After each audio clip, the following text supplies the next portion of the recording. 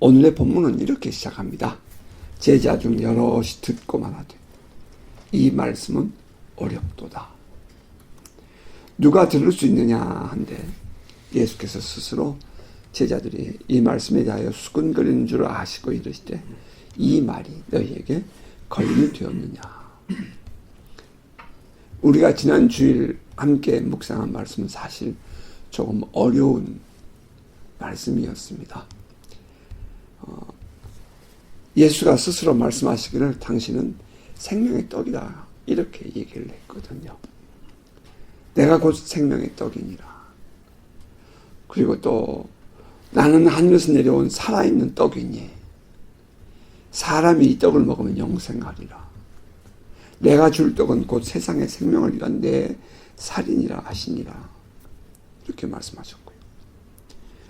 또 53절 이하를 보면 나는 하늘에서 내려온 예수께서 이르시되 내가 진실로 진실로 너희에게 이르노니 인자의 살을 먹지 아니하고 인자의 피를 마시지 아니하면 너희 속에 생명이 없느니라. 내 살을 먹고 내 피를 마시는 자는 영생을 가졌고 마지막 날에 내가 그를 다시 살리리니 내 살은 참된 양식이요 내 피는 참된 음료로다. 내 살을 먹고 내 피를 마시는 자는 내 안에 거하고 나도 그의 안에 거하니 살아계신 아버지께서 나를 보내심에 내가 아버지로 말미암아 사는 것 같이 나를 먹는 그 사람도 나로 말미암아 살리라. 이것은 하늘에서 내려온 떡이니 조상들이 먹고도 죽은 그것과 같이 아니하여 이 떡을 먹는 자는 영원히 살리라. 사실 이 모든 내용들이 결코 쉽게 이해가 되지 않는 그런 내용들이었어요. 더구나 예수께서 이 말씀을 가버나움 회당에서 했다는 거죠. 회당은 유대인들의 중심이죠. 그리고 그곳에 있는 유대인들 듣기도 이 율법을 또 강조하고 삶을 강조하고 또 세상적인 그런 얘기를 강조하던 그런 곳 아니었겠습니까? 그런데 그 가버나움 회당에서 하신 예수의 살을 먹고 피를 마신다. 이 말은 도저히 이해가 되지 않는 그런 말씀이었던 것입니다. 조상들이 광야에서 만나를 먹었지만 그럼에도 불구하고 죽었다. 이건 당연한 얘기죠. 그런데 예수가 주는 떡은 먹으면 영원히 죽지 않는다니 이것은 더 이해가 되지 않는 것이었습니다. 거기다가 유대인들의 이 토라 모세 오경에 의하면 사람의 피는 절대로 먹어서는 안 되는 거죠. 그 아주 절대로 사람의 피는 먹어서는 안 되는 겁니다. 그런데 예수는 뭐라 그래요? 내 피를 마셔야 한다. 인자의 피를 마셔야 한다. 내 피는 참는 음료다. 이렇게 얘기하니까 유대인들은 이거 말이 안 되는 거죠. 이해가 안 되는 거죠. 이스라엘 사람들을 비롯한 유대인들은 모두가 하나같이 세상에 속한 것들에 관심이 있지 않았습니까? 그들이 기다리는 그 선지자로서의 메시아는 세상적인 그들의 문제를 해결해 줄 그런 지도자였다는 것이죠. 그런데 예수는 그들이 요구하는 세상적이고 그런 물리적인 그런 데 대해서는 전혀 언급을 하지 않는 것입니다. 오히려 너희가 빵을 먹었기 때문에 떡을 먹었기 때문에 이거 온 것 아니냐. 너희가 병을 고쳐줬기 때문에 이렇게 온 거 아니냐. 이제 그렇게 얘기하고 있다는 겁니다. 그러면서 예수는 오히려 자꾸 하늘에 속한 생명 얘기만 하는 거예요. 그러니까 이제 우리 요한복음의 표현을 빌리면 너희가 표적은 보지 못하고 했다는 거죠. 너희가 표적은 보지 못하고 병이 고침을 받고 또 귀신이 축사되고 혹은 오병의 기적이 일어났을 때 그것은 표적이었다는 거죠. 그것이 무엇인가를 지향하고 있는 예수가 메시아라는 사실을 그 진리를 포커스하고 있는 그런 내용은 보지 못하고 너희가 그저 병이 고침받고 그저 귀신이 쫓겨나가고 그저 먹을 것이 생겼다는 것으로 너희가 나를 따라다니구나 라고 예수께서 책망했다는 거예요. 계속 하신 말씀이 하늘에서 내려온 내가 생명의 떡이다. 계속 이 얘기만 하시니까 제자들도 이해하기 어려웠습니다. 그래서 제자들은 수근수근 하면서 이 말씀은 어렵다. 누가 이 말씀을 알아들을 수 있을까? 이렇게 얘기를 한 거죠. 그들의 모습을 보면서 예수님은 그들에게 질문해요. 이 말이 너희에게 걸림이 되었느냐? 이 말이 너희에게 소화가 안 되고 이해가 안 되고 너희들이 힘드냐? 예, 그런 말씀인 것입니다. 예, 그러면서 예수님은 이렇게 말씀하셔요. 그러면 너희는 인자가 이전에 있던 곳으로 올라가는 것을 본다면 어떻게 하겠느냐? 살리는 것은 영이니 육은 무익하니라. 내가 너에게 이런 말은 영이요 생명이라. 또 이렇게 얘기하십니다. 아주 설명을 해줘도 아주 더 깊어가는 설명을 하는 거예요. 예수의 말씀 속에 반복적으로 등장하는 것이 있어요. 인자라는 단어예요. 스스로에 대해서 자기가 인자라고 표현하고 있다는 것입니다. 지난주에 우리가 함께 묵상했던 말씀 가운데에도 자기의 살과 피를 먹고 마셔야 된다라고 하시면서 인자의 살을 먹지 아니하고 인자의 피를 마시지 아니하면 너희 속에 생명이 없느니라 이렇게 얘기했지요. 오늘 또 본문 중에 보니까 스스로를 인자라고 말씀하는 것이 있음을 봅니다. 요한복음에 자주 등장하는 이 인자는 단순히 사람의 아들이 아닙니다. 어떤 사람들 전에 이렇게 설교하는 것도 들어봤어요. 이 얘기하는 것도 들어봤어요. 안식일의 주인은 인자니라 하는 그 본문을 설명을 하면서 말하면서 안식일의 주인은 사람이다. 그러면 사람이 먼저다. 뭐 이렇게 주장하는 것도 제가 들어봤습니다. 아니죠. 거기서 말하는 인자라는 것은 사람의 아들, 오늘 우리를 말하는 것이 아니고요. The Son of Man, 하나님의 아들, 사람의 아들, 그 다니엘서에 예언되어진 메시아, 그리스도, 기름 부음 받은 자, 그런 뜻이란 말입니다.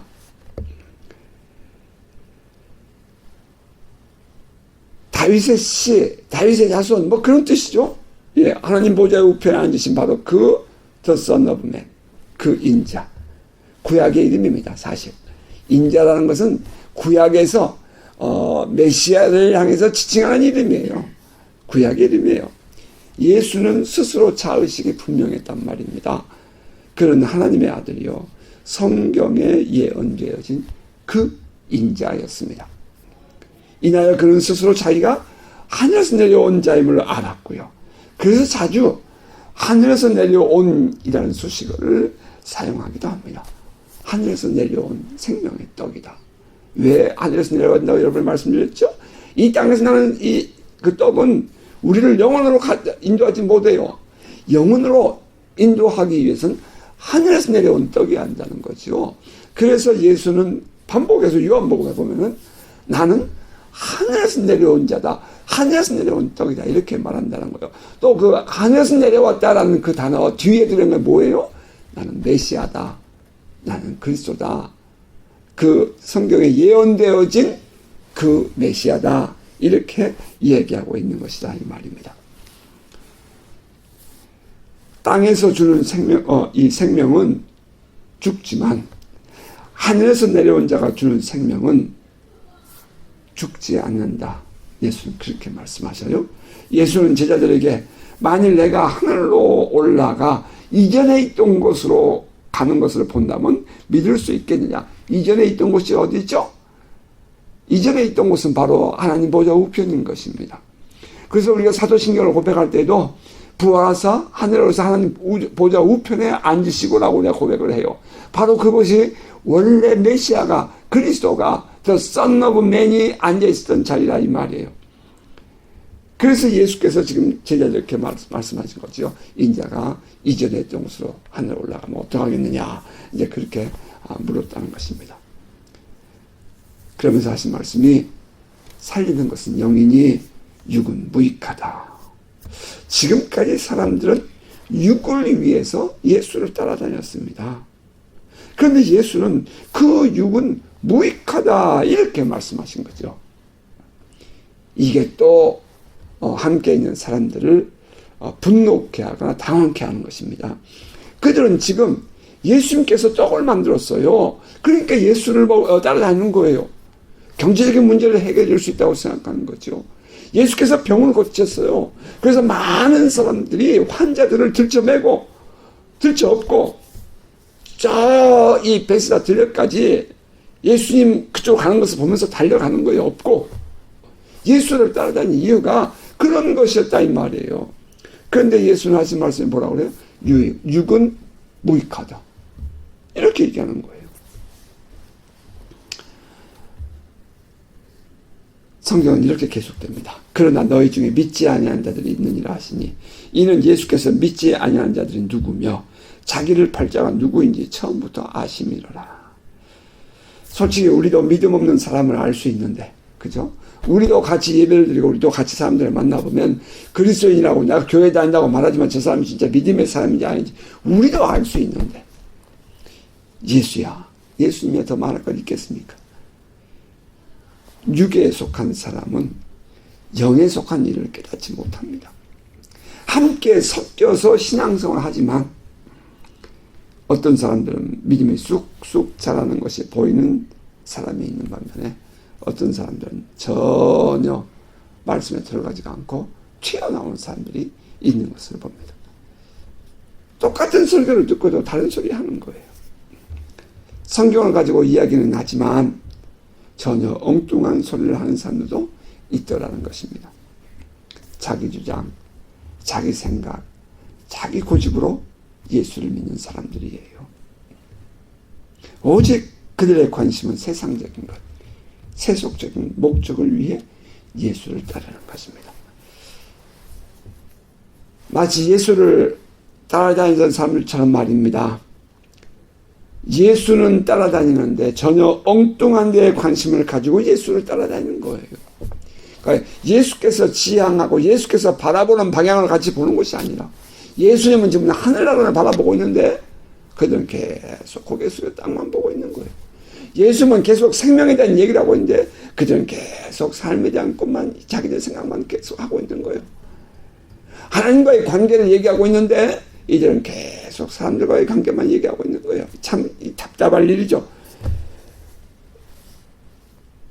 예수님은 제자들 가운데도 그런 사람이 있다라고 말씀했다는 거죠. 예수는 처음부터 예수를 팔자가 누구인지 알았다 하셨습니다.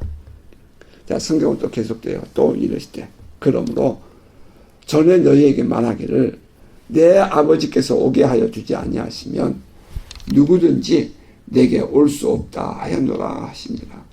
예수를 믿는 것은 사람이 스스로 예수를 믿어야지 해서 믿어지는 것이 아니라는 거예요. 하나님의 부르심이 있어야 믿어지는 것입니다. 그러면 여기서 우리는 심각한 질문이 생기게 되죠. 이 세상에 사는 사람 중에 과연 누가 하나님의 부르심을 받은 사람인가 하는 것입니다. 그리고 또 어떻게 그들이 하나님의 부르신 사람인지 아닌지를 알 수 있는가 라는 질문도 생길 수 있습니다. 사실 이것은 세상에 사는 우리들이 분간하기란 참 어렵습니다. 그 주권은 오직 하나님께 있기 때문에 우리는 확실하게 분별해낼 수 없답니다. 우리가 알 수 있는 것은 다만 그의 교회 생활이나 또 그의 신앙생활 하는 모습을 보면서 저 사람이 믿음이 좋다. 저 사람이 하나님 선택받은 사람이로구나 라고 이해하고 받아들이는 것밖에 없다는 것이요. 예수를 주로 시인하는 것은 오직 성령으로만 된다고 했습니다. 그리고 마음으로 믿어 의에 이르고 입으로 시인하여 구원을 받는다 이렇게 말했죠. 만일 어느 누가 예수를 믿는다고 입으로 시인하고 고백한다면 그는 하나님의 부르심에 대한 응답을 한 것이다 이렇게 우리는 볼 수 있다 이 말입니다. 예수께서 십자가에서 죽으시고 나의 죄값을 대신 지불하셨고 또 예수께서 부활하셔서 그 죄값을 인한 그 죄의 사함을 우리가 하나님께로부터 받았다는 그 확실한 확증을 주셨다는 사실을 믿을 수 있는 것, 이것은 아무나 되는 것 아니죠. 오직 성령이 그 안에 계신 자만이, 성령이 내 안에 계신 자만이 이러한 사실이 믿어진다는 것입니다. 그러한 사람은 하나님의 부르신 자들이고 우리 또한 하나님을 아버지로 부를 수 있는 자격이 있는 자들이죠. 하나님의 새 언약, 하나님의 새 언약이 뭐죠? New Covenant. 예수를 믿으면 구원을 받고 하나님의 자녀가 되고 하나님의 백성이 되게 하신다 하는 그 하나님의 약속, 하나님의 언약 말입니다. 그 하나님의 새 언약이 믿어진다는 것은 하나님의 은혜이고요. 그것은 내 마음으로 된 것이 아니라 나와 함께 계신 성령의 은혜로 말미암아 그것이 받아들여진다 하는 것입니다. 자, 예수께서 12제자를 부르셨잖아요. 그래서 12제자가 예수를 가장 가까운 거리에서 따라다닙니다. 그런데 그 중에 한 명은 예수를 팔자인 것입니다. 그는 열심당원이었죠. 열심당원이라면 당시 로마의 압제 아래에 있던 이스라엘을 독립시키기 위해서 독립운동을 하던 자들입니다. 우리 한국이 조선 땅이 과거의 일제의 그 식민지가 되었을 때에 그 독립운동을 했던 자들, 독립운동가들처럼 말입니다. 이 로마의 압제에 이스라엘이 식민지가 되었을 때, 로마의 통치를 받게 되었을 때 곳곳에서 이 열심당원이라고 하는 이 독립운동가들이 활동을 했습니다.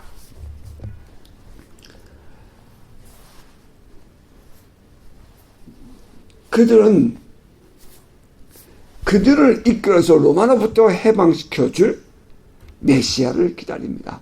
네, 그래서 이제 과거의 이스라엘 역사를 우리가 보면은 이 열심당원이 활동할 때에 그들 가운데 아주 유명한 장군이 나오면 혹시 그가 메시아 아닌가? 그들 가운데 이 아주 최고의 그런 지도자가 나오면 혹시 메시아가 아닌가? 이러면서 그들이 이제 메시아를 기다리며 살아간다는 것입니다. 그들의 열심은 극심했어요. 그들은 실제로 로마의 병정들과 싸움을 하기도 하고요. 나라를 되찾기 위해서 생명 던져서 독립운동을 했습니다. 역사에 보면 이 예루살렘이 멸망할 때까지 그 예루살렘 성이 함락되어지고 막 파괴되고 불탈 때에도 이 끝까지 이 독립운동가들은 열심당원들은 로마와 싸움을 합니다. 그들이 기다리는 메시아가 바로 이 모세 오경에 기록된 그 선지자였던 것입니다. 애굽으로부터 해방을 이끌었던 모세, 이제는 로마로부터 해방을 가져와서 자유를 줄 메시아를 그들은 기다렸습니다. 경제적인 번영을 이끌어주며 백성들을 풍요롭게 해줄 그런 메시아를 그들은 기다렸죠. 아울러 그들은 법을 지키되 사회적인 정의와 공정을 실현해낼 그 모세와 같은 그런 메시아를 그들은 기다렸던 것입니다. 지금 예수를 따라다녔던 가룟 유다, 그런 열심당원 출신이었고요. 또 예수를 지근해서 가까운 곳에서 따라다니면서 그는 분명히 이 가룟 유다는 예수가 자기들이 열심당원들이 기다리던 그런 메시아가 아니냐라고 아마 그는 그렇게 생각하고 있었던 모양입니다. 가룟 유다가 열심당원 출신이었다는 것은 특별한 의미가 있습니다. 그는 예수 안에서 자기들이 기다리던 그 선지자 제2의 메시아를 모세를 바라봤던 기대했던 거죠. 그런데 후에 보면 자기가 따라다니는 예수, 자기가 스스로 인자다 메시아라고 말하던 예수가 말이죠. 그 제자들 앞에서 조용하게 내가 저 유대의 병정들 로마의 병정들에 붙잡혀 죽으리라 이렇게 얘기를 한다는 거예요. 이제 여기서 이게 완전히 이해 충돌이 일어나는 거죠. 나는 저분이 분명히 메시아야. 그래서 로마 병정을 다스리고 이기고 이제 이 백성들을 구원해낼 거야. 이렇게 생각을 하고 있는데 그 입에서 하는 얘기가 나는 십자가에 죽을 거야.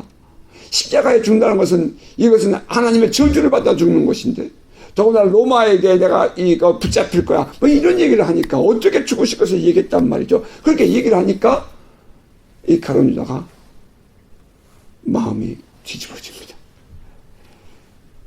자기가 기다리던 메시아상이 아니었단 말이에요. 그래서 이 가룟 유다는 후에 예수를 팔아넘길 생각까지 하게 되는 것입니다. 예수는 이미 그의 평소 모습에서 그 안에 들어있는 속내를 읽고 있었던 거예요.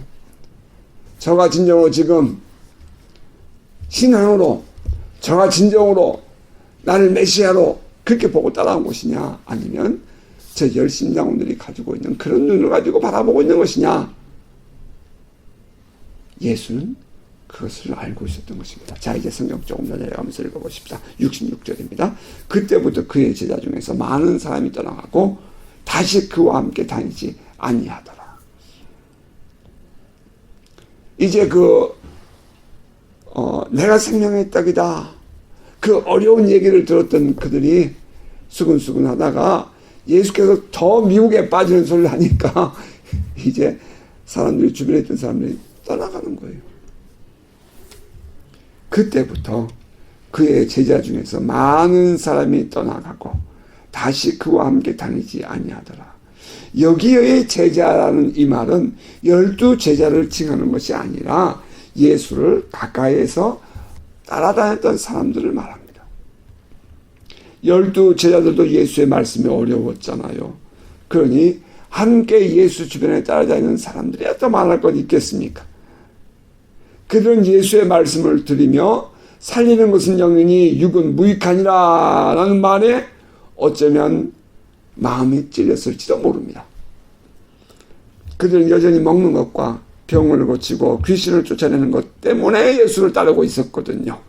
그런데 예수는 그런 것은 무익한 것이다 이렇게 말하시고, 그러한 표적과 기사는 자기가 메시아인 것을 증명하는 표적일 뿐이라고 설명을 하고 계시다는 것입니다. 자, 그들의 입장에서라면 엉뚱한 소리만 자꾸 하는 거예요, 예수가. 자, 그러자 그들은 예수를 따라다녔던 예수는 이제 큰 무리가 대부분이 다, 아니 모두 다 흩어져 버리고 떠나버립니다. 본문은 이렇게 말했어요. 그때부터 그의 제자 중에서 많은 사람은 떠나가고 다시 그와 함께 다니지 아니하더라. 다시 그와 함께 다니지 아니하더라. 이 본문을 묵상하다가 마음이 찡해오는 것을 느꼈습니다.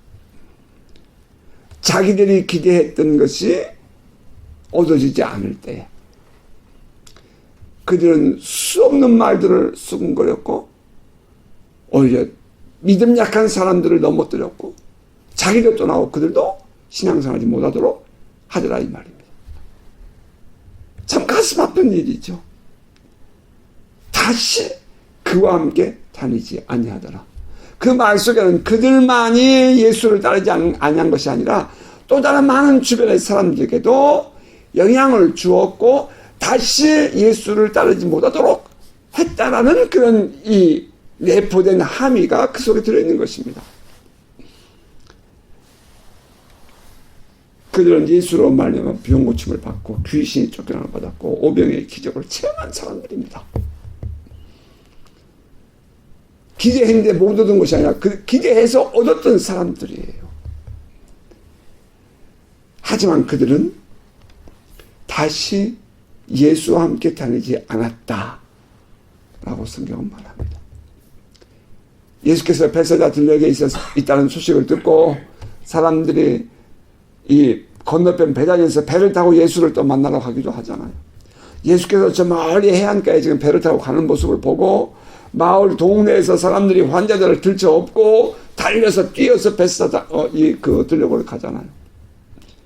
먹을 것이 없고 배가 고플 때 해는 저물었는데 어디 가서 먹을 것이 없고 돈도 없으니 그들이 힘들어할 때에 예수는 오병의 기적을 통해서 먹을 것을 주었잖아요. 그들 산에 필요한 것들을 예수께서 공급해 주었잖아요. 귀신이 역사할 때 귀신을 쫓아내 주었잖아요. 그들의 모든 삶에 필요한 것들을 예수께서 공급해 주었잖아요. 그래서 그들은 그것 때문에 예수를 따라왔잖아요. 그럼 예수께서 지금 무엇을 말씀하신가를 받아들인 것이 옳잖아요. 그런데 그들은 예수께서 생명의 떡을 얘기하니까 이제 서서히 마음이 떠나가기 시작한 것입니다. 이제 자기도 싫은 거예요. 자기만 싫었나요? 주변 사람까지 몰고 나간 거죠. 다시 그와 함께 다니지 아니하더라. 참 가슴 아픈 구절이에요. 예수는 그들이 떠나는 것을 보면서 아마 이렇게 생각했을 것 같아요. 본문이 이렇게 연결되는 것을 보면 저들은 내 아버지가 보내준 자들이 아니었구나. 나를 떠나는 것을 보니 저들은 하나님이 나에게 붙여준 양이 아니었구나 라고 생각했을 수 있다는 거죠.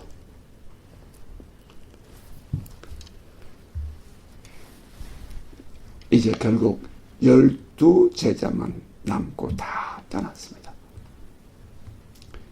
예수님이 그들에게 물어요. 예수께서 12제자에게 이르시되 너희도 가려느냐. 시몬 베드로가 대답하되 주의 영생의 말씀이 주께 있사오니 우리가 누구에게로 가오리이까. 우리가 주는 하나님의 거룩하신 자이신 줄 믿고 알았사옵나이다. 베드로도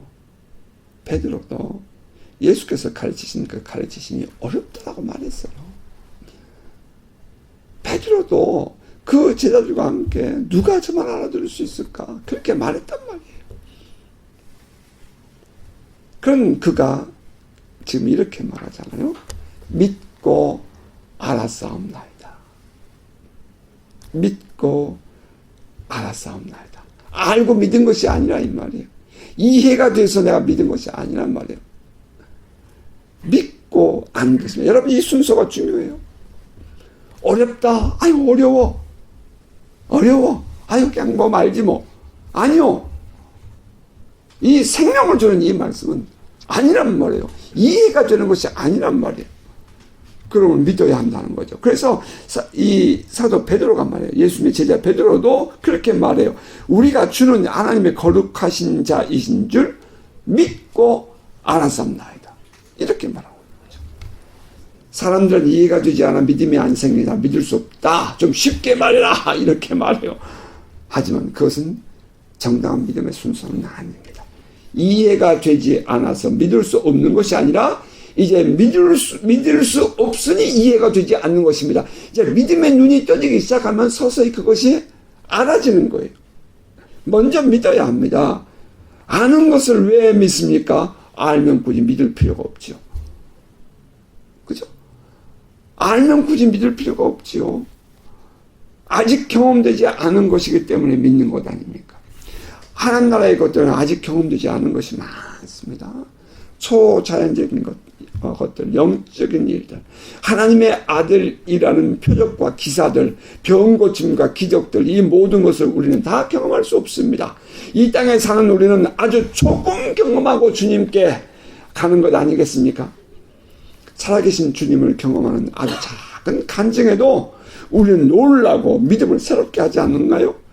엄격히 말하면 베드로는 아직 성령을 받기 이전이었습니다.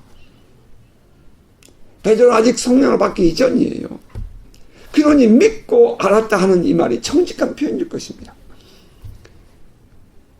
그러나 이제 그 베드로도 오순절 성령 강림 이후에 다시 말하면 예수께서 십자가에 못 박혀 죽으시고 부활하시고 승천하신 이후에 여름 후에 오순절날 성령을 받은 이후에 이 베드로도 비로소 이제 안다라고 말을 하게 되는 것입니다. 아주 담대하고 확실한 신앙을 이 성령 받은 이후에 그런 고백을 해요.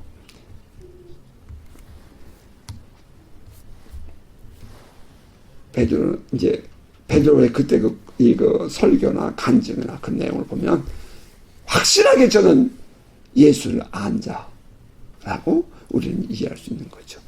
하늘의 것을 맛보고 알았던 것입니다. 성령 받은 베드로는 담대하게 예수를 전했습니다. 그것이 성령 받은 사람과 그렇지 못하고 육에 속한 사람의 차이 아니겠습니까? 성령을 받은 성도 여러분은 여러분의 신앙의 위치를 확실하게 하시기 바랍니다.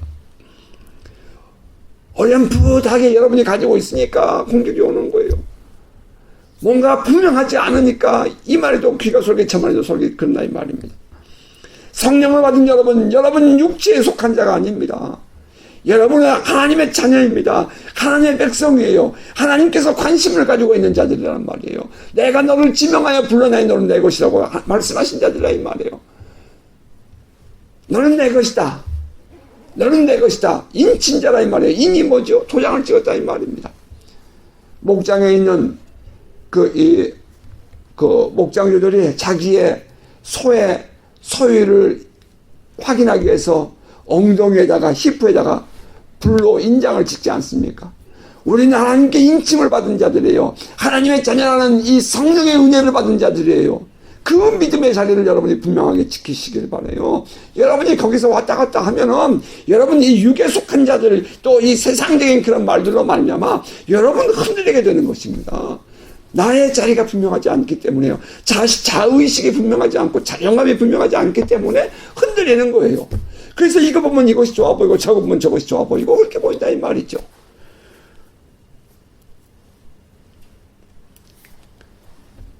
예수 그리스도를 믿는 신앙을 분명히 하고 그에 따른 신앙 고백적인 삶을 살아가는 여러분 되시기를 축복합니다. 자, 사람들이 떠나는 모습을 보면서 예수는 제자들에게 물어요. 너희도 가려느냐? 그 말입니다. 너희도 가려느냐? 그러자 베드로가 이렇게 답해요. 주여 영생의 말씀이 주께 있사오니 우리가 누구에게로 가오리까? 우리가 주는 하나님의 거룩하신 자이신 줄 믿고 알았사옵나이다. 영생의 말씀이 주께 있사오니 라고 말해요. 영생의 말씀이 주께 있사오니. 우리가 교회 다니고 예수를 믿는 이유가 분명해야 합니다. 영생의 말씀이란 영생을 주는 말씀, 생명을 주는 말씀, 하늘에 속한 생명을 주는 말씀, 그 말씀을 들으면 내 영이 사는 말씀, 그런 뜻이죠. 자, 베드로를 비롯한 제자들이 중요하게 여기는 가치는 무엇이었을까요? 생명이라는 겁니다. 영생이에요. 지금 베드로가 이렇게 말하고 있는 그 베드로의 이 가치관 속에 정말 중요한 것이 뭐냐? 미안해요. 말씀이 아니에요. 영생이에요, 영생. 예수께서 하신 그 말씀 안에 생명이 있고 영생이 있었습니다. 제자들은 그 하늘에 속한 생명을 얻기 위해서 예수를 따라다니는 거지요. 어떤 이들이 말하는 것처럼 그들이 추구하는 것은 단순히 말씀 좀 웃기는 표현이죠. 웃기지 마세요. 그래서 말씀이 아니에요. 영생이에요. 베드로가 추구한 것은 바로 영생을 추구했다 이 말입니다. 생명을 추구했어요. 그러다 보니 바로 그 생명을 주는 말씀을 누가 해요? 바로 예수가 하는 거죠. 그래서 그 예수가 바로 우리의 그리스도요. 그 예수가 바로 우리가 기다리는 메시아라는 거예요. 그들의 관심은 바로 이 영생 생명이 있었습니다. 그 말씀 안에 생명이 없다면 예수를 믿고 따라야 할 가치가 없었습니다. 그들은 예수가 하나님의 아들임을 믿었고 또 그와 함께함이 하늘로부터 주시는 생명을 얻는 유일한 길임을 그들은 알았습니다. 자, 이제 그러자 예수는 또 이렇게 말씀하십니다. 사도 요한은 이렇게 기록했어요. 예수께서 대답하실 때 내가 너희 12를 택하지 아니하였느냐? 그러나 너희 중에 한 사람은 마귀니라 하시니 이제 그 뒤에 말은 이제 사도 요한이 설명이죠. 이 말씀은 가롯 시몬의 아들 유다를 가리키십니다. 그는 12 중에 하나로 예수를 팔자라. 그곳에는 분명히 그 자리에 12라는 그 숫자 안에는 가룟 유다가 포함되어 있었다는 거예요. 예수는 너희 중에 한 사람이라고 그렇게 지칭을 했던 거지요. 그때 가룟 유다는 예수께서 하신 말씀이 자기를 향하여 한 말이라고 알아들었을까요? 제가 보기에는 아니라고 생각해요. 그럼 여전히 제자들 속에서 중요한 역할인 돈깨를 맡은 돈주머니를 맡고 있는 책임을 가진 사람이었다는 것입니다. 지금 가는 자는 자기가 예수를 장차 팔게 될 것은 생각도 못해요. 아직은. 그런 그가 예수를 팔겠다는 생각을 갖게 된 것은 구체적인 어떤 요인이 발생하죠? 사탄이 그에게 들어간다는 거예요. 예수께서 자꾸 당신은 어떻게 죽을 것을 말씀하시고 로마 병정에게 붙잡혀 죽을 것을 말씀하신단 말이에요. 나무의 십자가에서 죽을 것을 말씀하신다 이 말이에요. 자, 거기에 실망한 이 가룟 유다는 대제사장들을 찾아서 예수를 팔 괴계를 꾸미게 되지요. 자, 성경은 이렇게 기록을 해요. 그때의 그 상황들을 기록하고 있는 요한복음 13장 30절에 이렇게 말합니다. 예수께서 대답하시되 내가 떡 한 조각을 적시다 주는 자가 그니라 하시고 곧 한 조각을 적셔서 최후의 만찬 자리에서 누가 예수를 팔자입니까? 이렇게 물을 때에 예수께서 이 말을 누가 묻냐면 이제 가룟 유다가 물어요. 그때 예수께서 이 떡을 집어다가 내가 주는 자가 바로 나를 팔자다 이렇게 얘기를 해요. 그 최후의 만찬 자리에서 말입니다. 이제 그 얘기예요. 그 한 조각을 적셔서 시몬의 아들 유다에게 주시니 조각을 받은 후 곧 사탄이 그 속에 들어간지라. 사탄이 그 속에 들어간지라. 이에 예수께서 유다에게 이르시되 내가 하는 일을 속히 하라 하시니 유다가 그 조각을 받고 곧 나가니 밤이라. 이렇게 요한복음 13장은 기록합니다. 사탄이 구체적으로 말이죠.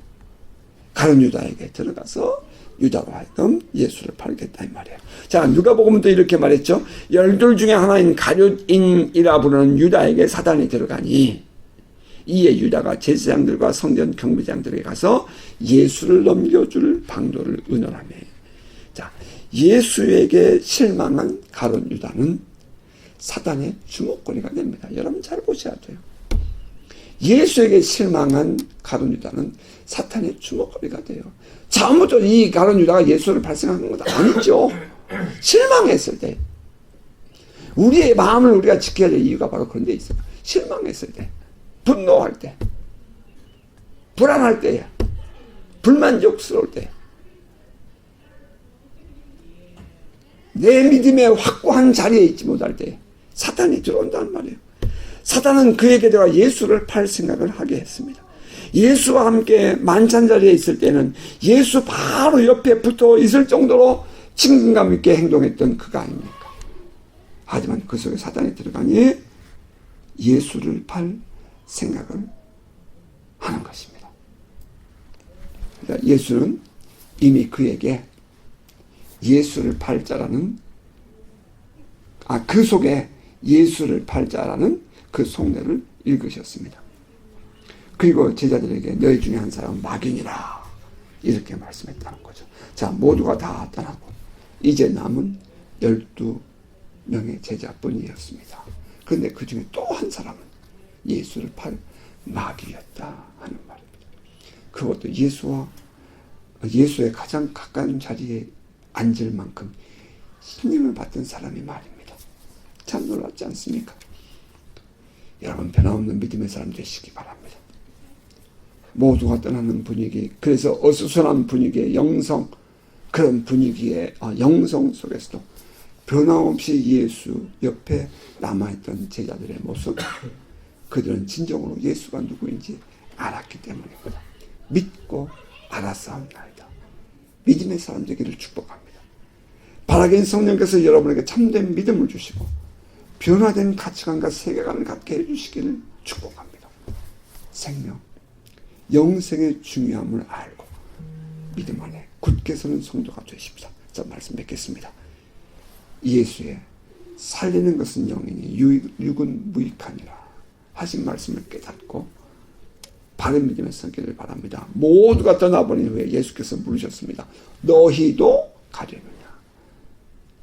주여, 영생의 말씀이 주께 있사오니 우리가 누구에게로 가오리까? 우리가 주는 하나님의 거룩하신 자이신 줄 믿고 알았사옵나이다. 이런 베드로의 고백이 여러분의 고백 되기를 바랍니다. 우리가 진정으로 뿌리를 내리고 살아야 할 것이 어디인지, 어디에 내가 속해 있어야 할 것인지가 분명한 믿음을 가지십시다. 이번 한 주간도 주님께 여러분의 모든 마음을 쏟고 믿음으로 살아가는 복된 성도 되시기를 주의 이름으로 축복합니다. 아멘.